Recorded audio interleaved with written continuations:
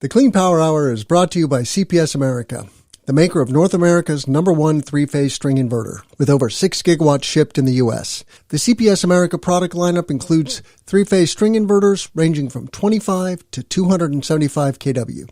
Their flagship inverter, the CPS 250-275, is designed to work with solar plants ranging from 2 megawatts to 2 gigawatts. The 250-275 pairs well with CPS America's exceptional data communication, controls, and energy storage solutions. Go to chintpowersystems.com to find out more. You know, I think as we look at the future, this is what we always say at CPower, we can fight really hard to keep things the way they were, or we can facilitate the future and where it's going. And we're going to have more solar, and we're going to have more wind usage. And those are creating new challenges for the grid, but we're not going to stop and say, because there's new challenges, we're not going to go that way. What we have to do as an industry is say, so how do we meet these new challenges? Are you speeding the energy transition? Here at the Clean Power Hour, our hosts Tim Montague and John Weaver bring you the best in solar, batteries, and clean technologies every week. Want to go deeper into decarbonization? We do too. We're here to help you understand and command the commercial, residential, and utility solar, wind, and storage industries. So let's get to it. Together we can speed the energy transition. Today on the Clean Power Hour, making the most of distributed energy resources. My guest today is John Horton. He is the CEO and founder of a company called CPower. You may have heard of them. Welcome to the show, John. Tim, thank you very much. It's my honor to be part of your show. I look forward to it. Yeah, really, I'm super pumped for this interview. But we always start at the top with a little bit of background on yourself. How did you get interested in clean energy? Yeah, so maybe let me tell you a little bit about my background. From an industry perspective, it's quite diverse. For the last 25 years or so, I've been in executive management positions in various industries, including the computer industry, the automotive industry, and retail. And in 2012, I joined a company called Converge, which is actually one of the predecessor companies of CPower. And then in 2014, I became the CEO of CPower. So I've been in this industry for about 11 years now. And I've got to tell you, it's absolutely the most fascinating industry I've been involved in. And, I still feel like a rookie sometimes and learning so much. It's just, the energy transition is creating so many market opportunities. In every aspect of our business, there's technology opportunities there. The regulatory environment is one that's extremely challenging, but keeps it interesting. But I think, the very best part of this industry is the people involved in it, because not only do they go to work to do an amazing job, but they're very passionate about, the broader mission of what they're doing is to, create this clean energy future and make the world a better place. So it really is a great industry to be involved in. The Clean Power Hour is brought to you by Denowatts. If you're a solar PV asset manager or performance engineer, you need better data and better business intelligence. With Denowatts' digital twin benchmarking technology, you get more accurate, efficient, and faster performance measurement results. The 4th generation Deno recently completed a technical review by DNV. You can download the report at denowatts.com. That's DENOWATTS.com. Now back to the show. Yes, it is. The line that I use is, we're creating a safer, healthier future for humanity. And, climate change is a serious risk. I don't know if it's an existential risk. It is threatening the good life, though, that you and I enjoy. And if future generations are going to have as much stability and wellness in the economy and in life in general, we have to speed the energy transition, as we like to say here at the show. And so there's multiple ways of doing this. It's not about a single solution. We certainly have now a family of technologies: wind, solar, and battery storage, and a myriad of others. And check out all of our content because we do bring many, many technologies to the Clean Power Hour, all kinds of thermal technology, both heat and cold. CleanPowerHour.com. Give us a rating and a review and help others find this content because the other thing that I, often talk about on the show, John, is that human resources are a limiting factor. Yes, we need to make a lot more batteries and solar panels and wind turbines, but we need to educate people and get them excited and interested in the clean energy industry because it's a tremendous economic opportunity to do good for future generations and to do good by their pocketbook while doing that. So tell us a little more about C-Power. What is it and who are your customers? Sure. Yeah, let me start a little bit about C-Power. C-Power is the national leader in distributed energy resource monetization. And to put that in simple terms, what we do is we pay customers to reduce their electricity usage in times of grid need. So in essence, we're a virtual power plant. So the grid needs sources of flexible power and they pay providers to do that. And our customers or the DER owners have the resources to provide that flexibility to the grid. And then C-Power is really that bridge between the grid need and those customer capabilities, and we facilitate using those customer capabilities to fill the grid need. And by using those capabilities of customers, we coined the term a customer-powered grid. And so that is our vision, is to create this customer-powered grid. We've got 6.3 gigawatts of DER capacity under management at over 17,000 customer sites. And we really help balance the grid across the United States. And best of all, we're doing it in a very clean manner. We are helping enable the energy transition, as you just talked about, in pursuit of this flexible, clean, and dependable energy future. So we're really proud of what we're doing at C-Power. Well, the little I understand of the grid is that it is one of the most complicated machines that humanity has ever designed and built. And so I immediately go, well, gosh, that sounds really hard, what you're doing. So tell us in a little greater depth, what exactly do you do? Is it a hardware and a software solution? And then let's talk about some of your success stories. Who are you working with? What is a good customer? What are the best markets? Is it truly anywhere there's solar, wind, and storage happening, you can go there, or? Yeah, maybe let me give a little bit of background and maybe define some of the terms that, many people throw around and to put them into context of how we use them and how I'll talk about it, I think is helpful. For this first term is distributed energy resource. And how we define that is any behind the meter asset that either consumes, generates, or stores electricity and can respond to a grid need. So that could be something as sophisticated as battery storage, or it could be the refrigerator in your house. If it's consuming electricity and can respond to a call from the grid, we consider that a distributed energy resource. Then another term that many of your listeners, I'm sure, have heard about is in a strategy to use DERs, to help stabilize the grid is something called demand response. And demand response has been around for many years and has proven very effective in promoting grid stability. And it really involves paying customers to reduce their energy usage when called upon by a grid operator. So, for example, on a hot summer day, there's a lot of air conditioning being used. The grid might be stressed where demand is exceeding supply there. And so the grid can do one of two things. It can call on additional supply, like a peaker plant, which is usually a fossil fuel burning plant, to help put supply and demand in balance.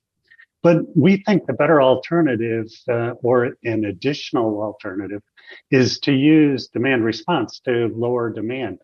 And an example would be like a big box store in your neighborhood that's signed up to participate in these programs, they'd be contacted by us on this day to respond in the manner that they agreed to. And that might be for that store that they lower or they increase their temperature by a couple degrees. They dim their lights in areas that aren't going to pose a safety threat to customers. And they, curtail their load by the agreed upon amount, maybe 100 kilowatts. And then when we aggregate that all to, among thousands of customers, it really is impactful on the grid. And then one more term, we use this concept DER monetization. I said we're the leader in DER monetization. And what we mean by that is it's a broader term than just demand response. And it really means we go out to our customer sites and optimize their distributed energy resources. And it might be that they participate in a grid program through demand response, but it also might be helping them lower their electricity bill, through shaving their peak. Or it could be just using their distributed energy resource for resiliency purposes during that particular time. So it's that optimization of those DERs that we really think is, where the future of this business is going.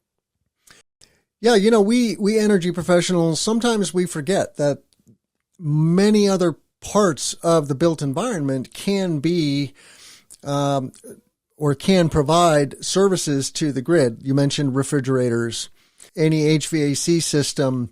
The building itself, right, is a container of heat and cold, and you can leverage that to moderate demand, as you said. And so,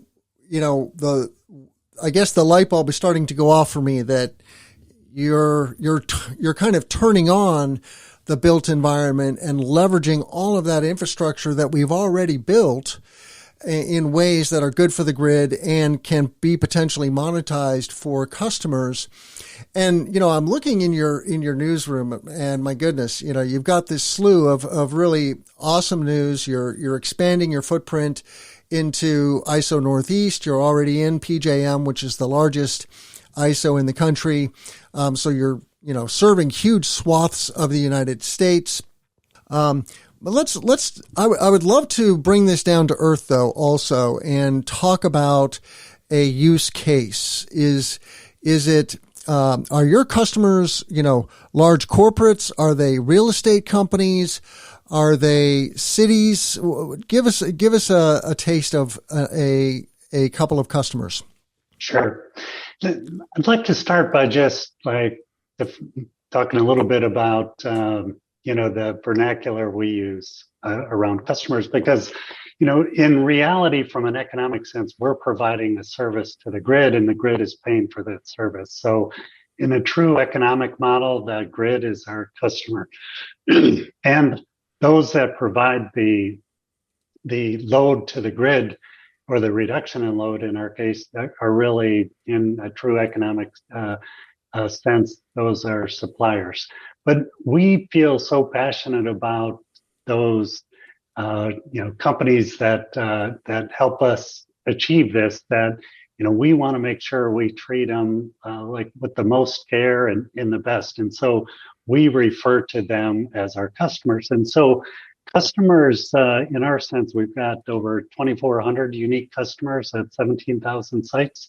The majority are C&I customers, and that could range from department stores, home improvement chains.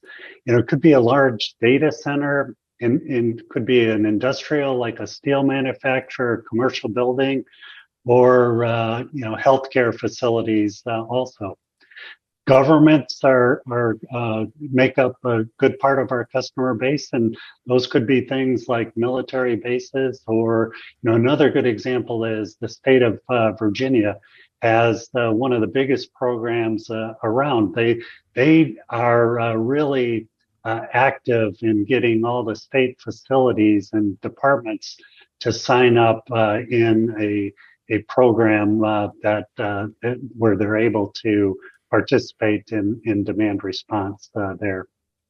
more and more, it's companies like DER asset owners. So someone like a microgrid developer. Scale Microgrid is one of our customers, as well as customers like it could be an EV fleet owner or EV charging company. The likes of Amply Power and Highland Electric are customers there. And then, in those cases, what we're doing is help them achieve, reduce their cost of providing the service to their customers, so we can deploy more of that out in the marketplace. And even companies like residential aggregators, an example would be Resideo or Google Nest that have thousands of thermostats, that their customers of theirs purchase. And we can help them enroll those thermostats and that customer HVAC load into these programs. So it's, it's really back to the definition. Anybody that is consuming, can store or generate electricity, has that capability of participating in these programs and being our customer there. This sounds fantastic. I mean, I resonate tremendously with this, but again, it also sounds quite complicated. So I'm just curious. Think of a factory. It's got a lighting system. It's got an HVAC system. It might have refrigeration in it. If there's cold storage, and talk to us about what exactly has to happen for a customer to onboard a service like CPower.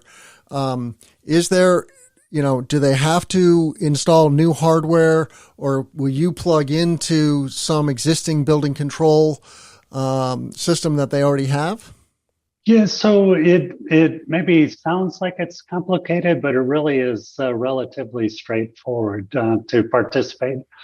Excuse me, in most of these grid programs. In your example of a factory, what we would do typically is send one of our engineers out to the factory and talk to them about the possibilities of, understand what machinery, equipment, and other, assets they have on site, including their HVAC and lighting, etc.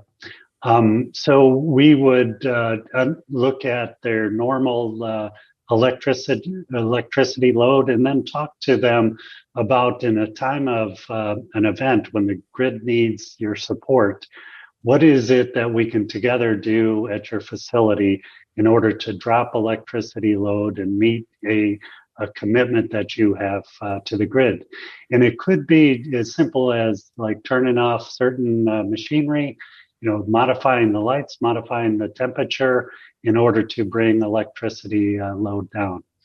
And again, while, even if a customer can participate at a fairly low level, and what might seem like a low level of 50 to 100 kilowatts in aggregate, if we do that across thousands of customers, it adds up to the 6.3 gigawatts that we have. So, we try to make it as simple as possible for a customer to participate in these programs. Well, one other point on that, where we're going as an industry here is our goal is always to make it as easy as possible for the customer. The easiest is some kind of automated, deployment of the signal from us to the customer. Mm-hmm. And at the customer site, it automatically does puts in place the protocol that they've agreed on. This happens quite a bit at big box retailers where we interface with their building management system. And, just by sending them the signal, it can do things like, lower lighting, affect the temperature there. And so they don't even have to really think about it. They're just participating as needed there. Right. One thing you had mentioned, Tim, about just some success stories, and I didn't answer that earlier, but would love to, because I think it is really important. In the past, we thought about things like demand response as something that maybe would be participating on peak summer days to help out when the grid is really stressed in the summer. But more and more, it's used as both a year-round resource.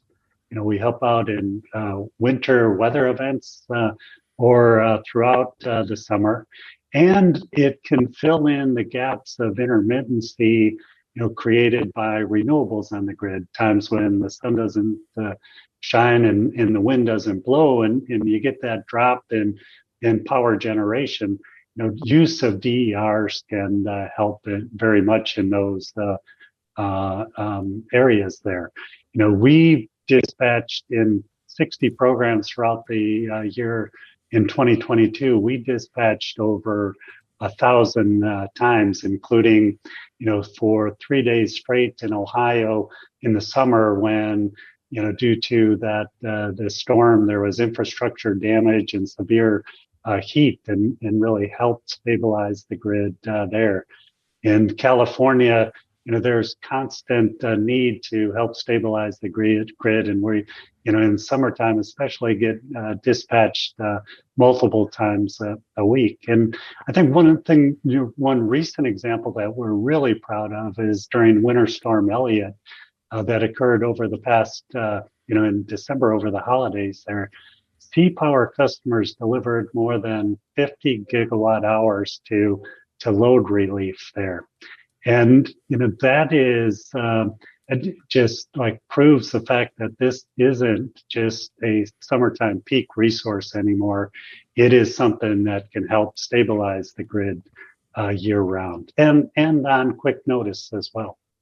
The Clean Power Hour is brought to you by CPS America, the maker of North America's #1 three-phase string inverter, with over 6 gigawatts shipped in the U.S. The CPS America product lineup includes three-phase string inverters ranging from 25 to 275 kW. Their flagship inverter, the CPS 250-275, is designed to work with solar plants ranging from 2 megawatts to 2 gigawatts. The 250-275 pairs well with CPS America's exceptional data communication, controls, and energy storage solutions. Go to chintpowersystems.com to find out more. Yeah, it seems like this is a layer on top of, the existing infrastructure, for lack of a better expression. We already have a built environment and a grid that is serving that, and then loads go up and down, and, energy sources go up and down. And as accidents happen, let's say a storm or a power outage, the grid operator has to adjust to that to try to continue to provide service. And, it's cool that you could avoid ramping up a peaker plant, which are very expensive to run, if you could just reduce demand for a window of time with a software control. So that, I get that is a tremendous valuable service that you could offer. What else, should our listeners, our energy professionals, solar professionals, of course, but also on the C&I side or on the government side or on the utility side, what else should people know about CPower? And then let's talk, about some of the bigger picture stuff that you're involved in. I know that you recently signed on to a UN program around decarbonization. But yeah, what else should our listeners know about CPower? I think, one important thing to know is just where this whole industry is going, and therefore where CPower is going as well. And if we look at the history of demand response, it really has been around for 20 plus years, and in various forms, like interruptible rates that utilities gave to certain large usage customers, or we've tried time of use pricing in the past, which just tried to incentivize people to say, if the price is going to go up, I can maybe use electricity later in the day or some other time. But the most successful use of demand response has been as a dispatchable asset on the supply side. So in here, like I was describing previously, a customer signs up contractually to a specific load drop when called upon. And that's what makes it such a reliable and responsive resource. And it's not only reliable and responsive, but it's very clean, because the cleanest kilowatt of all is one that we don't use, right? And how that is changing now is there's a couple dynamics going on. One is the growth in DERs is tremendous. We already have a lot of things that are plugged in, but increased electrification and heating and other things is exploding, right? And then customers' need for resiliency is also driving, a add-on of distributed energy resources. More and more customers don't want to be without electricity ever, and so they're putting on DERs in order to meet their need for resiliency. And also, they have certain sustainability initiatives that they are utilizing their DERs for. And so that's on the customer side. And on the grid side, it really is this, increased intermittency caused by renewables and these increased weather events that we're having, extreme weather events, whether it's a winter freeze or a summer heat that is causing stress on the grid. And it's really then technology that's helping us match the capabilities of these DERs to the needs of the grid. And it's changing like how these DERs are being able to use to solve the grid problem, and expanding the participation among the number of customers that really can participate in these programs. So, it's really an exciting time to be part of this industry. Where we're going at CPower is really pursuing exactly those changes. It's software to help customers optimize their use of DERs at their sites, so they can use it for a grid program, they can use it for resiliency needs, or they can use it for on-bill savings. We can tell a customer now on a 24/7 period where the best use of that particular DER is. I think it's technology that helps us aggregate these capabilities of the customers in unique ways. For example, Tim, if you could participate in the summer and I can participate in the winter, CPower can put those loads together and say, now I've got a year-round capability that I can present to the grid, when previously neither one of our capabilities might be able to participate there. And the third thing that's really exciting that we're doing, there's more than three, by the way, but a third thing is what we call on-demand energy storage. We want to help our customers put on as many DERs, that help them meet their needs. So we're facilitating customers putting in energy storage at no cost to them. They use the storage for resiliency. We put the storage in grid programs, and together we make that work for all parties. It's good for the customer, it's good for CPower, it's great for the grid. So a lot really happening. That technology is enabling us to really grab this opportunity of DERs increasing and grid need increasing. One of the exciting statistics we report on here on the Clean Power Hour pretty regularly with my co-host John Weaver, we do a Thursday live news roundup, and in 2022 we broke the 10% mark of wind and solar on the grid. And we're headed to a grid that is going to be 80 to 90% wind and solar by 2050. So solar of that 10%, solar is about 5%. So we're going to 10x solar by 2050, the install base compared to what it is today. And that's a blessing and a curse. It means a lot of economic activity, a lot of installations, a lot of jobs in manufacturing, and all the construction work that goes into those projects, and that's good for society. But it can also give grid operators the heebie-jeebies, and they're kind of scratching their heads trying to figure this out. One of the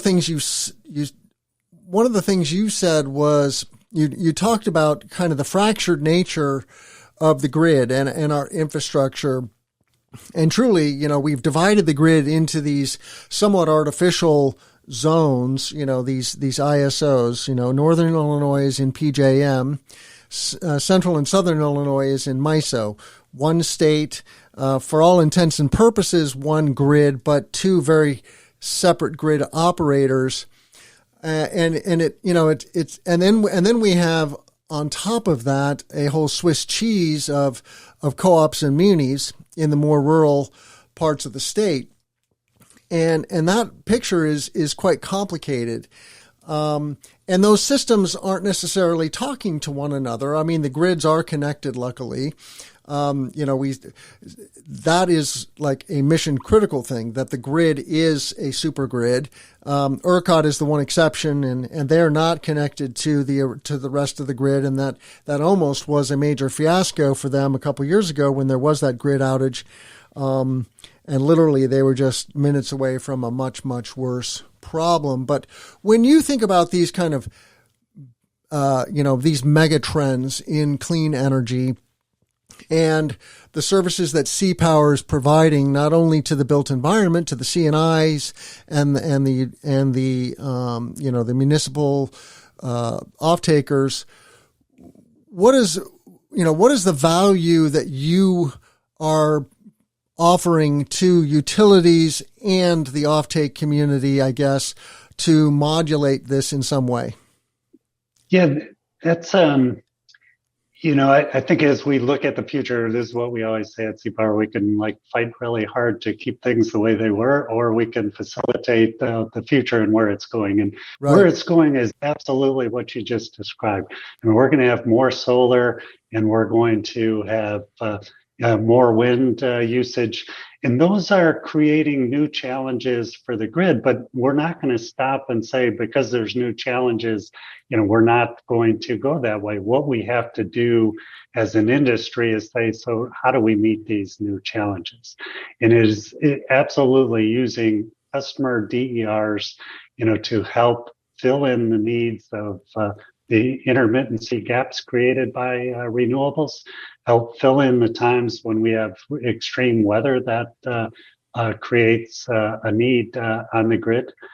Because, if we don't utilize DERs in this positive way, they could become a real problem, because grid operators are also always dealing with uncertainty around demand. But if you put a lot of storage and solar and a lot more electrification of EVs behind the meter, their ability to predict what is going to happen and what they need just gets harder. What we're proposing is we harness all that capability. Instead of making it then part of the problem, it becomes a huge part of the solution as we're going forward. So there's a ton of opportunity using distributed energy resources, and CPower is out in front, trying to help make that happen. Yeah, I'm beginning to think about you as a operating system for modulating the grid in a way, and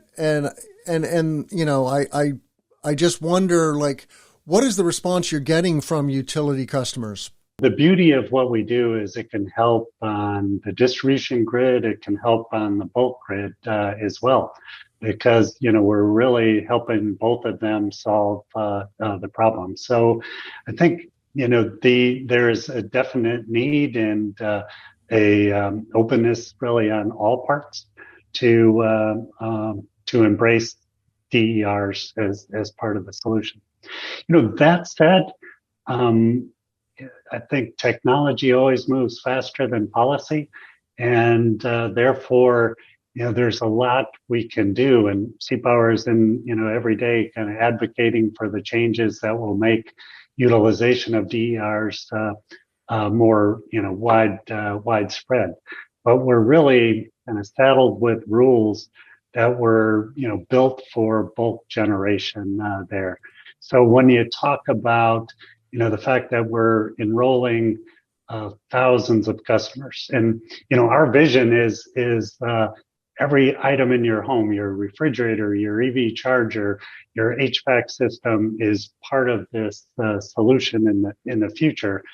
That means we've got to go to like millions of customers, that might be able to participate in 1 to 2 kilowatts there. And so what we've got to do as an industry is make that process of enrolling and measuring that load drop and being able to compensate those customers. We've got to make the rules a lot easier and recognize that this isn't a huge generation plant. It is something completely different, but has so much value that we've got to put emphasis on making the rules such that we make it easy to participate. Yeah, well, I agree. Making it easy is certainly vital. I'd love to talk a little bit about this United Nations 24/7 carbon-free compact. I didn't know this thing existed before somebody sent me, this press release of yours on that topic. And so what is the 24/7 carbon-free energy compact, and how does CPower fit into that? I'm probably not the best person to tell you all the details about this specific compact, but here is what we're always trying to do is, we know that it's going to take a lot of industry cross collaboration to make the changes that we need to enable the energy transition and move towards this cleaner and more dependable grid that we're all working towards. And so we evaluate, all these forums where we have an opportunity to sit at the table with others that are thinking the same way, and just collaborate and brainstorm about ideas in order to advance, our mutual goals there. So, this is one forum which we think is going to be a really good one in order to achieve just that. I guess I'm curious. You have a unique perspective on what's going on in the world of energy. What should our listeners be thinking about that they may not be thinking about? As my listeners know, I'm beating a certain drum about speeding the energy transition. That drum is, we have the technology. It's a question of, will we install the technology fast enough to avoid catastrophic climate change, for example? But you have a different perspective. So I'm just curious, what should people, caring energy professionals and aspiring energy professionals, be thinking about that they may not have on their radar? I think maybe to sum it up, we'd say that, fully utilizing the power of customer DERs is really going to be critical to the energy transition, because the grid needs that flexibility, and customers that have these DERs have so much potential to, use those DERs to provide that flexibility that the grid needs. This is going to take a lot of innovation and development of new technologies on the part of CPower and companies like CPower. But it's also going to take a lot of regulatory changes that promote the effective use of DERs to help solve the grid needs. But, I think if you put it all together, it really comes down to a simple choice for the community and maybe just the planet at large there. And when the grid is stressed, there's a couple of choices. We can turn on some peaker plant that's burning fossil fuels there, or we can seamlessly reduce customer consumption, to keep the lights on for everybody. And we think that customer-powered grid really is the answer. And we're asking everyone to really help us and join on this journey with C-Power. The Clean Power Hour is brought to you by Denowatts. If you're a solar PV asset manager or performance engineer, you need better data and better business intelligence. With Denowatts digital twin benchmarking technology, you get more accurate, efficient, and faster performance measurement results. The fourth generation Deno recently completed a technical review by DNV. You can download the report at denowatts.com. That's DENOWATTS.com. Now back to the show. Well, there you have it, a customer-powered grid. I love that expression. And I want to encourage our listeners to check out all of our content at cleanpowerhour.com. Please give us a rating and a review so that others can find this content. We need to bring thousands and thousands of more people into the energy transition so we can achieve our goal of speeding the energy transition. I want to thank John Horton for coming on the show today with C-Power. I'm Tim Montague. Let's grow solar and storage. Thank you so much, John. Thank you, Tim. The Clean Power Hour is brought to you by CPS America, the maker of North America's #1 three-phase string inverter, with over 6 gigawatts shipped in the U.S. The CPS America product lineup includes three-phase string inverters ranging from 25 to 275 kW. Their flagship inverter, the CPS 250-275, is designed to work with solar plants ranging from 2 megawatts to 2 gigawatts. The 250-275 pairs well with CPS America's exceptional data communication, controls, and energy storage solutions. Go to chintpowersystems.com to find out more.